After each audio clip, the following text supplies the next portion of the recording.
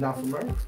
We're not from Earth. But you said pinky hat to the gods? Pinky hat to the gods. Pinky hat to the You gods. got me bougie with these You know what I'm motherfuckers. saying? I like that. To the gods. You know, it's like... They got any wardrobe that say that so far? No, we working on it because we got a lot of things we doing. We're working on movies as well, you know what I'm saying, on the show as well. So right now we just trying to do little things and not get caught up, but you know, we get in there. Right, so I like the hoodie you got on. Think rich. Thank you. Where y'all originally from?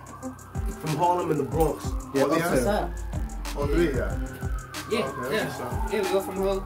Yeah. I like how y'all say y'all knew each other since high school, so that's when like the music started, or y'all just like knew each other since then? Nah, we knew each other since then.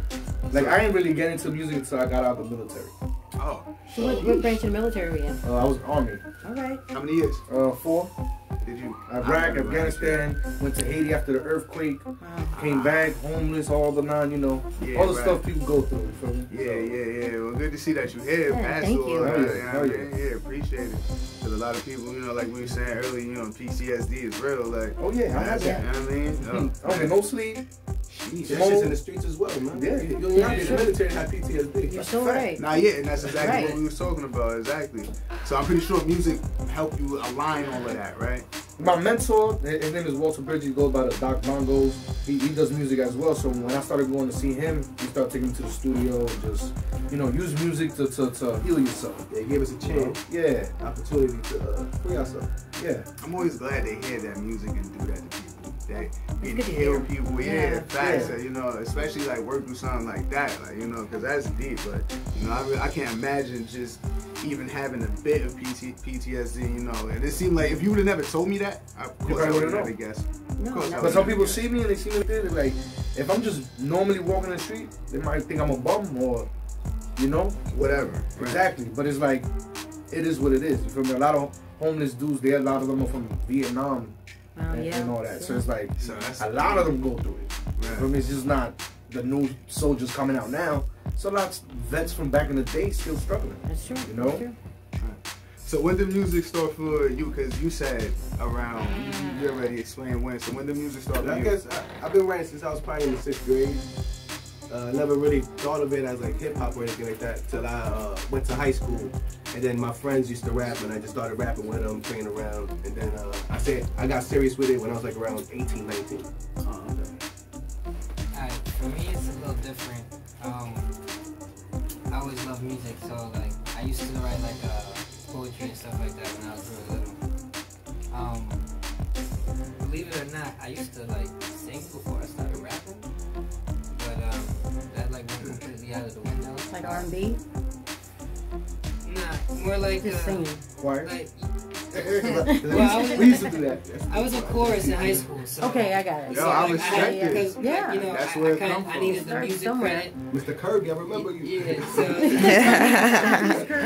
Mr. Kirby? That was the singing teacher then. Yeah, it sounds mad familiar. You said it was in Harlem though, right? Yeah. Life 96th Street. Life Science Secondary School. That's funny if it was the same you know, person. I was also in, I was in the band and I was in production. So when I was real little, I worked on music a lot. So high school is when I really started like getting, I guess, honing my craft as far as like music and producing and engineering.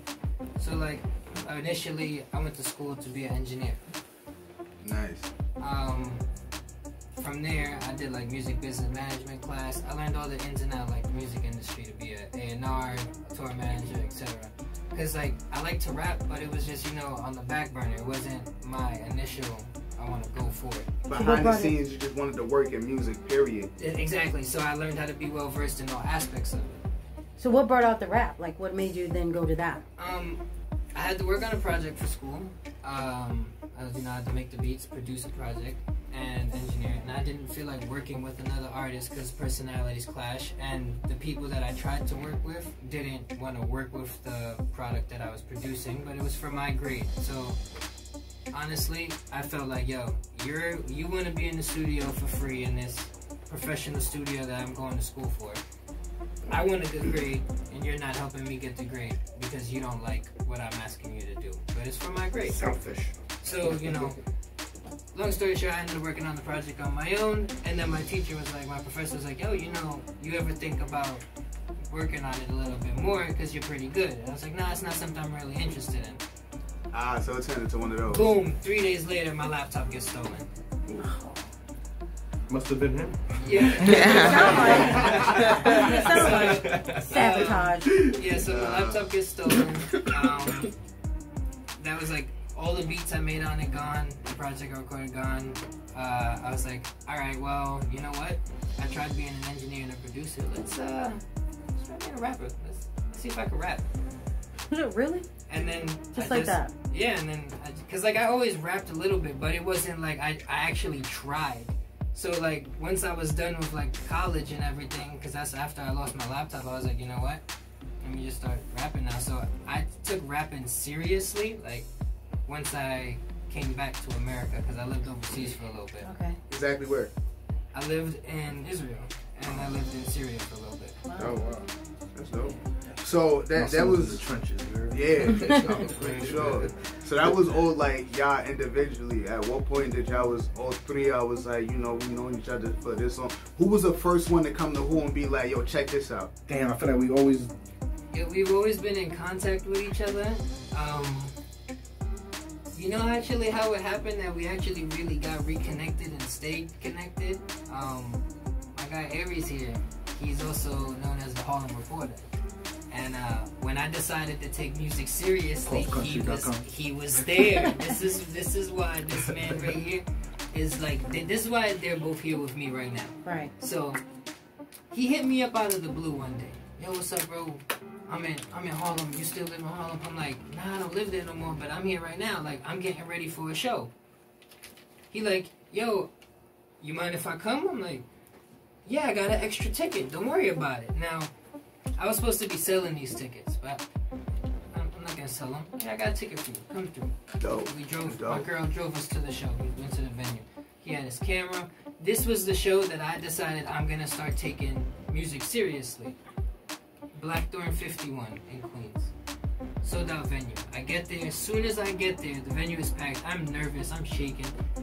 As soon as I walked in the door, they're like, Trauma, you're finally here. They're waiting for you. I'm like, huh? They go, you're opening the show. I'm like, shit. Wow. Okay. Get on stage. He's there with his camera. He's recording the performance. My other friends is there. My girl is there at the venue. I'm sitting there. The music drops. Boom. Drop the performance. Did my little 10-minute set. The crowd went crazy. They cheered me on. It was great. So from that day, that was the very first day. I was in 2018 that I decided to take music seriously. I took 2 years from 2015, from when I finished school and I lost my laptop, to 2017 to work on a project. That project finished. I didn't drop it. I just wrote in it, didn't record none of it. Did the performance. That whole year, I did for 6 months. I performed every day. I mean, not every day, once a week. Okay. For 6 months straight. That's it. Every day. That's hella draining. How But about yeah. we was doing that for a bit. But yeah, so like he's been there since then, and we just been riding ever since then. Like we stayed in contact. They hit me up, yo, we got a performance opportunity. I pop up. If I find one that's nearby, I tell them. They come in. We came across this opportunity. We've been riding together, and we just haven't stopped. My man Lou here was on the news for selling T-shirts about the Joker steps in the Bronx. Oh yeah. Like, Yeah? I saw that. Oh yeah. That I was used on to the be there. news. I used to be there with my daughter every day. Every day. At the steps? Oh, yeah. Selling t-shirts? Oh yeah. I'm not mad at Where the white people at? Welcome to the Bronx.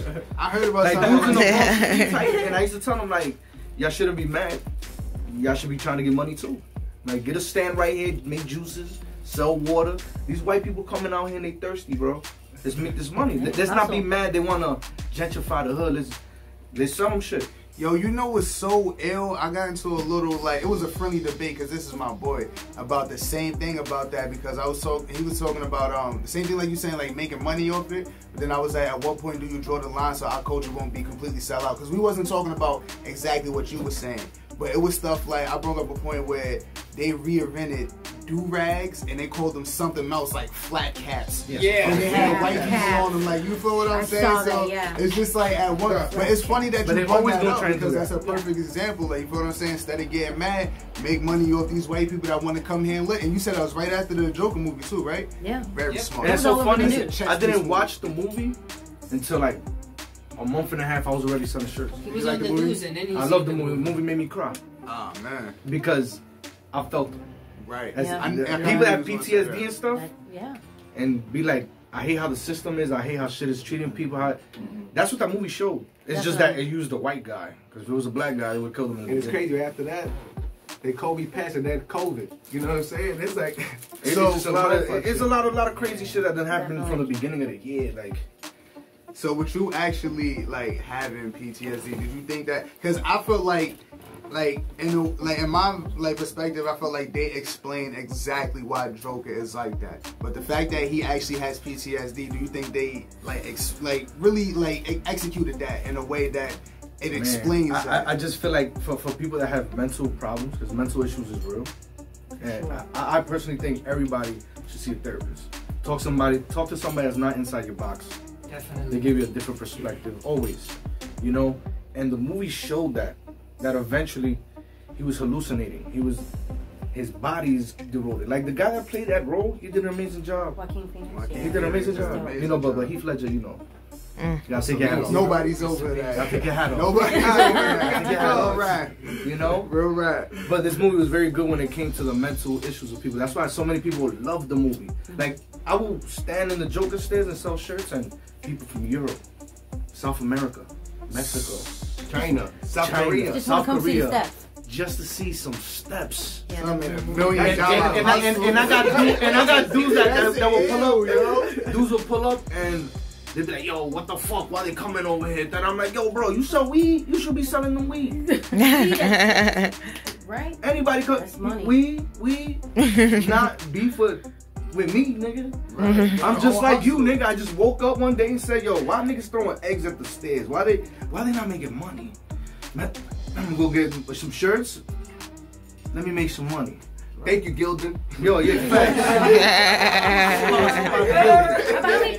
You were there for a while. Yeah. You were definitely on the news because I remember your face. I was there for a while. How many people do you think came by there? Oof. A lot. You got thousands for sure. Hey, look, Really? sometimes I would show up late. I'll show up like at 10, right? Get my daughter ready, whatever. There used to be a dude that runs there every day. His name is Lib. Shout out to Lib. He trains boxers. He runs the stairs every day from 7:30 to 12. He goes up these stairs like 40, 50 times. Wow. So one day I'm talking to him like, yo, bro, how many people be coming? He's like, yo, bro, like at 7 in the morning, there's already 100, 150. So imagine they coming from that time till 5, 6 o'clock. Right. You make a bread. Reporter for real. You feel me? Dudes could have came and be like, yo, I work for you, bro. Instead of like, yo, fuck these white people, bro. No, bro. That's the image they want us to look like, savages. We can be savages, best believe. If we really wanted to violate, we know we could do that. That's too easy. That's too easy. We being savages in a different way. It's too easy to be what they want us to be. Exactly. Too simple. You know, so it's like we have to be a little bit elevated. You know, think more elevated. You know, it's not easier to snap than it is to have self-control. like, come on, Harlem. I grew up in Harlem. If you go to 145th right now, you won't fucking even. They don't even look the same. There's no BJ's. There's no Copeland. Gentrified? Definitely. Not even gentrified. They done raised the rent. My dad had a barbershop. They done raised Raised the rent to the point where you're like, can't even afford it. tickets. Oh man, I can't even pay the workers. That's Gotta too go. much. Or the prices gotta raise and they ain't trying to do that. But yeah, and that's a problem. You feel me? And then they want to say no, you're making it way. It's always when we get to a good spot, they want to make another fucking obstacle. It wasn't even there. And I'm telling you, oh my, it's not even there. It's an illusion. It's a big mirage. Hocus pocus. That shit is destroyed. You feel me? And we already at a point where technology is so big that all of us could connect to a point we don't even need white folks. I agree. You don't need nothing. I agree. We could do it ourselves. Oh, we want to make shirts. We can do it ourselves. We don't gotta go to China. We could do it right here. You feel me? Right here. Like my brother used to tell people, oh, you know, slaves came, from Africa, but there was a lot of native people here that got enslaved, and all of us are native. There's no reason. This is big reason why Jamaicans are coming back to the United States, Puerto Ricans, Dominicans, Trinidadians, but Panamanians, Honduras. We all this America. When they say America, it's all of it. South, North, Central, all of it. Right. We from the Americas. That's how the rest of the world is different. That's a different world over there. We don't even send people that represent us to go even find out what's going on over there. We need to change that. You feel me? And it takes a lot of people. It doesn't take one person. Just one person got to spark it. And that's it. And it's a problem about people. I feel like they always want to be like different or not be together. You know, like people can't feel home if it never felt like home. Like, you know, not a bit talking about slavery or anything, but it's like slavery was created, right? And they say these people that they bought from Africa has been enslaved in the Americas. And to this day right here, 2020, people still don't feel at home here in the Americas because they feel like their ancestors are from Africa. So if that thought continues to be in your head, you never will feel at home. So why can't we believe that our people was already born here? Because they were. Shit, all of the us reality. born here? How many born here? How far can we go? How far in history can we go and get a book that our people have written? We can't, because it was written for someone else. We can't find a book that, let's say, your great-great-grandmother wrote, because that shit don't exist. It's true. Everything has been created for somebody else to give you that perspective. And they do that with the example you said, the do-rag. And that's a change right there. Boom, just like, oh, Okay. it's a little top. So you wouldn't even think like, oh, you just give up right there. So tell us a little bit about the song that you guys made together. Oh, Killing Them. It's called Killing Them. Basically, the chorus goes, you know, bring them back to life to kill them again. Simple. Yeah, simple. Very simple. Very simple. To be honest with you, they hit me up, Lou hit me up, like, yo, I need you on this verse. I said, alright, cool. Now, I had to apologize in advance because I took 3 months to get that verse done. It happens. It happens. Not Who that would have took it a year? Nah, Who would have took a year? but yeah, I took 3 months and then I got it recorded and mixed. I went to the studio one day and I was just like, yo, I got a 4-hour session today. I'm gonna just knock it out. So I went to the studio, a 4-hour session. I got that song mixed, mastered, sent it to them as soon as it was done, and worked on a couple of other songs that hopefully we can get into. I can show you. But, All right, let's get into this. do it. Let's do it. This is Kill 'Em Again. Yeah, kill him. Ride along, say what? We rolling rock, keep up, what's up?